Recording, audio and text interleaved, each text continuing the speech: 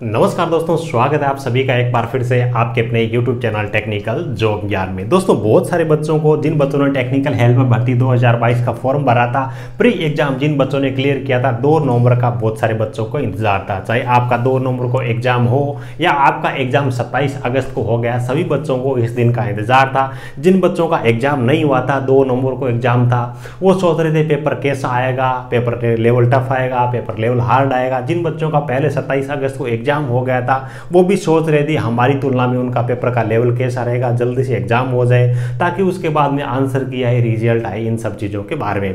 तो आज की इस वीडियो के अंदर अपन कंप्लीट एनालिसिस करने वाले हैं टेक्निकल हेल्प भर्ती 2022 का री एग्जाम 2 नवंबर को जो हुआ है उसके बारे में। 2-3 चीज़ें मोटा मोटी एग्जाम होने के बाद में उन्हीं चीज़ों के बारे में बच्चे अक्सर मुझसे पूछ रहे हैं, तो उन्हीं चीज़ों के बारे में बात करेंगे।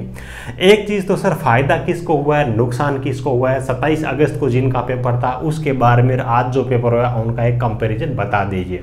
तो उस चीज़ के बारे में बात करेंगे। नॉर्मलाइजेशन का फॉर्मूला अप्लाई होगा या नहीं होगा, पेपर का लेवल आज जो हुआ है एग्जाम वो टफ था या फिर 27 अगस्त को एग्जाम हुआ था वो टफ था, उसके बारे में बात करेंगे।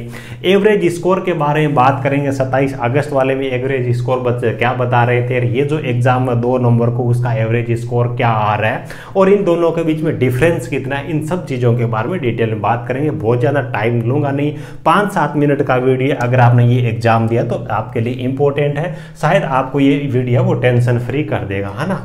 तो चलिए दोस्तों, भी सबसे पहले अपन बात करते हैं ये जो एग्जाम हुआ। देखिए आपका ये पहला जो एग्जाम हुआ था 27/8/2022 को, ठीक है। ये जो 2 एग्जाम हुए, 27 अगस्त को जो एग्जाम हुआ है आज, यानी कि 11 नवंबर को जो एग्जाम हुआ है, इन दोनों के बीच में थोड़ा सा अपन कंपैरिजन देख लेते हैं। जैसे कि बच्चे पूछ रहे हैं कि सर फायदा किसका हुआ है और नुकसान किसका हुआ है, उसके बारे में बात कर लेते हैं।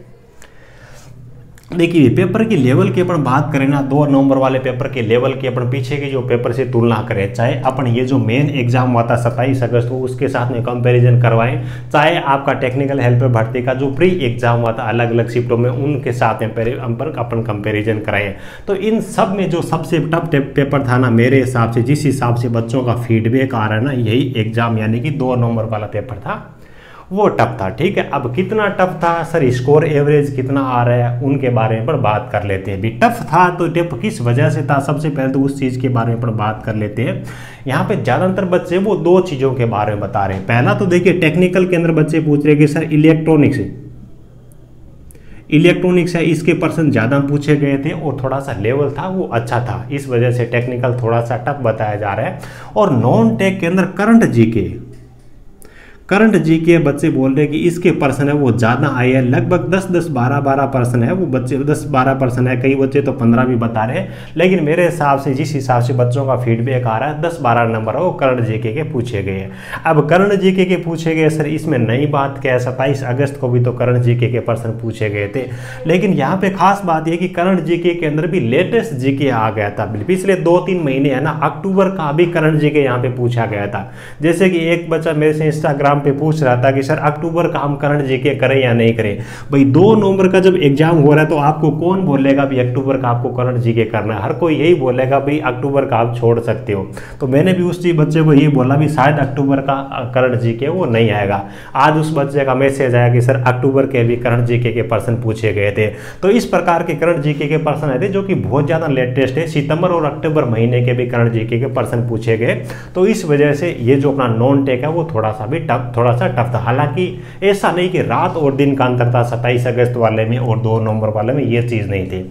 एवरेज स्कोर के माध्यम से समझते भी, यहाँ पे जो बच्चे आज जो एग्जाम दे के आ रहे हैं ना, वो अपना जो स्कोर बता रहे हैं वो अराउंड 100 नंबर के आसपास में बता रहे हैं ज्यादातर बच्चे।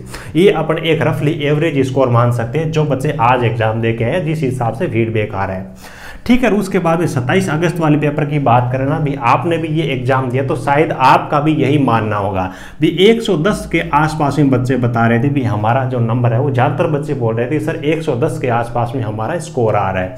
तो यहाँ पे 10 से 12 नंबर का जो गैप है इन दोनों के बीच में यहाँ पे आ रहा है। तो जमीन आसमान का अंतर नहीं है, लेकिन ये जो पेपर है इसका लेवल थोड़ा सा टफ था, 10 से लेकर के 12 नंबर है इन बच्चों के कम आ रहे हैं, और ये जो पेपर है वो थोड़ा सा सिंपल था। उसके बाद में बात आती है कि जिनका एग्जाम यहाँ पे हुआ है तो हार्ड है, तो क्या हमारे को नुकसान है क्या, इनको बहुत ज़्यादा कोई बेनिफिट है क्या? वैसे देखें तो 10-12 नंबर बहुत होते हैं, मेरिट के अंदर 1 नंबर भी बहुत होता है, उसके पॉइंट के अंदर भी काफ़ी सारे बच्चे ऐसे होते हैं जिनका सिलेक्शन हो जाता है और कुछ पॉइंटों के अंदर रह भी जाते हैं। देखिए भाई, 2 शिफ्टों के अंदर एग्जाम हो गए और ये क्लियर राजस्थान स्टेट गवर्नमेंट के अंदर नियम है भी, एक से ज़्यादा शिफ्ट के अंदर अगर एग्जाम होगा तो उसमें नॉर्मलाइजेशन का फॉर्मूला है वो अप्लाई होगा। तो यहाँ पर भी नॉर्मलाइजेशन का फॉर्मूला है वो बिल्कुल अप्लाई होने वाला है।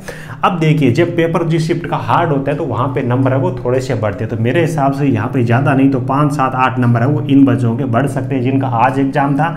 और जिन बच्चों का पेपर सरल होता है जिस शिफ्ट का, उसके नंबर है वो थोड़े से घटने के चांसेस रहते हैं। तो यहाँ इस पेपर के जो टॉपर्स होंगे 2-2, 3-3 नंबर, उनके मेरे हिसाब से यहाँ पे कम हो सकते हैं। तो ऑल ओवर आपका जो एवरेज है ना 27 अगस्त वाला और 2 नवंबर वाला, दोनों का एवरेज है वो ठीक ठाक दोनों का बराबर रहने वाला है, बहुत ज़्यादा वहाँ पे अंतर रहने वाला नहीं है।